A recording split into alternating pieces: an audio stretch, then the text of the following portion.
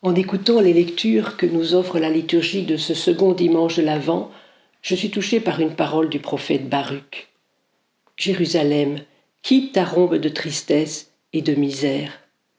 Tes enfants, tu les avais vus partir à pied, emmenés par les ennemis, et Dieu te les ramène, portés en triomphe.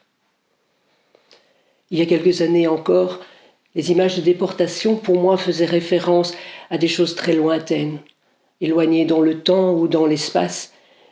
Mais depuis ce qu'on a vécu ici en Europe occidentale ces dernières années, je les ai vus, par écran interposé peut-être, mais je les ai vus, ces visages défigurés par l'épreuve de l'exil, ces familles déchirées, ces personnes qui erraient dans nos lieux loin de leur pays d'origine. Alors cette parole du prophète Baruch, elle résonne de manière tout autre. Pour moi, elle ouvre une espérance et elle me permet de reconnaître que malgré les apparences, le Seigneur vient. Il vient et il rejoint ces personnes déplacées et il leur ouvre un avenir.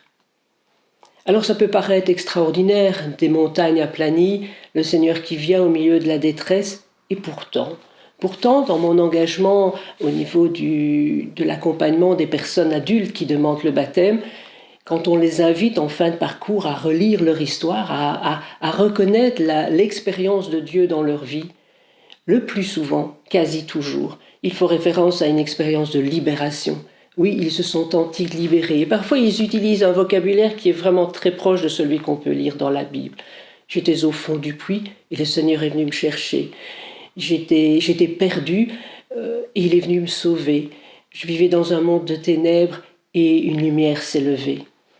Alors, ce n'est pas aussi extraordinaire. Parfois, je me dis que humainement, comment est-il possible que le Seigneur puisse rejoindre telle personne où finalement c'était peut-être des murs d'enceinte qui étaient autour de lui, et malgré ça, le Seigneur s'est immiscé dans leur vie, s'est invité et les a touchés. Et c'est toujours une expérience de libération qui est porteur de joie et de délivrance.